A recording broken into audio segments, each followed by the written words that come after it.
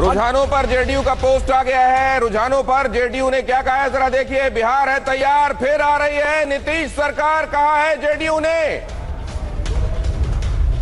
तो देखिए नीतीश सरकार एक बार फिर आ रही है, ये कह दिया है। दिनेश पाल जी, आपकी प्रतिक्रिया। देखिए एकदम बिल्कुल शुरुआती रुझान है और आप देखेंगे कि हर चैनल पे अलग अलग आंकड़े दिख रहे हैं।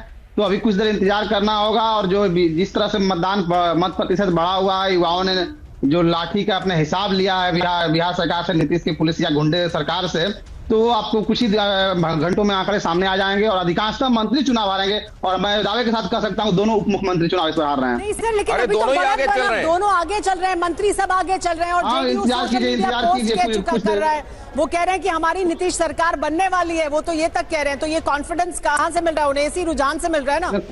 बिल्कुल, कुछ देर और इंतजार कर लीजिए। हम लोग का जो अनुमान है, हम लोग को जो कह रहे हैं, आप जो कह रहे हैं, अगर हम इन आंकड़ों को देखें तो अभी बेसिकली स्ट्राइक रेट तो तीनों का ही 50-50% है।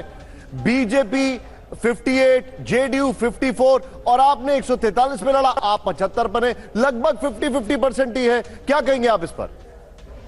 देखिए आरजेडी लगातार 2015 से ही बड़ी पार्टी है और बड़ी पार्टी आगे भी रहेगी, क्योंकि और देखिए हम लोग मुद्दे की बात करते हैं, हम जनता के बीच। मैं शहजाद के पास चलूंगा, ठीक है, पॉइंट टेकन। शहजाद, बड़ा इंटरेस्टिंग कॉन्टेस्ट है एज ऑफ नाउ। देखिए जो डेटा है मैं उसी पे बात करूंगा, जो सामने डेटा दिखाई दे रहा है। एज ऑफ नाउ ये उतना क्लोज है जितना दूर आप समझ रहे थे उससे कहीं ज्यादा क्लोज होता दिखाई दे रहा है।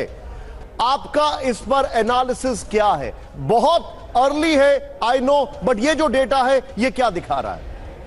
चलिए, अगर आप ही के डेटा की बात करें तो कहां होता है कि 20 वर्षों की सरकार के बाद भी एक गठबंधन वो आगे रहता है और जो सत्ता परिवर्तन करने के लिए ललाहित है वो आज भी अपने आप को आगे नहीं कर पाता अर्ली ट्रेंड्स में। पॉइंट नंबर 1, इसका मतलब है कि प्रो इनकम्बेंसी प्रबल है हमारे लिए और एंटी इनकम्बेंसी दरअसल कांग्रेस के लिए। कांग्रेस की स्थिति देखिए आप। दूसरी बात मैं पूछना चाहता हूं कि हम तो कॉन्फिडेंट है जो नतीजा स्वीकार लेंगे। कांग्रेस ने 10 सेकंड, एक लाइन, मात्र एक लाइन।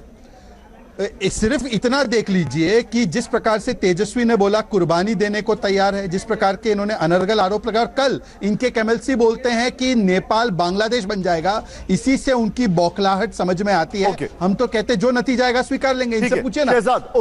अब एक minute, there is a take to it. Congress ने पिछली बार 70 के आसपास सीटों पर चुनाव लड़ा और 19 आई। इस बार 53 और 18 सीटों पर अभी वो लीड करते दिखाई दे रहे हैं। एज ऑफ नाउ उनका परफॉर्मेंस तो बेटर है जब उन्होंने पूरी तरीके से बैटन तेजस्वी को दे रखा था। मैं तो आपकी बात को, अगर आईसी के आंकड़े को मानना है तो अगर यह बात सही है, अभी आधे घंटे पहले मणिकम टैगोर का ट्वीट आया है कि हम कोई भी चीज में भरोसा नहीं रखते, वोट चोरी हो चुकी है। और दिग्विजय सिंह का बयान आया है कि ईवीएम मैनिपुलेटेड है। इनको बोलिए कि मानते हैं। आई नो इलेक्शन कमीशन पर सवाल नहीं खड़े। I got your point Tejas, I know we are going, चित भी मेरी पट भी मेरी, आई गॉट इट। यहां पर इस वक्त आपके सामने 124, 104 और आपके सामने RJD leading the pack with 75। Co-presented by Vimal Elaichi, Bolo Zuba Kesari. Co-powered by Sensodyne in association with V-Guard Water Heater.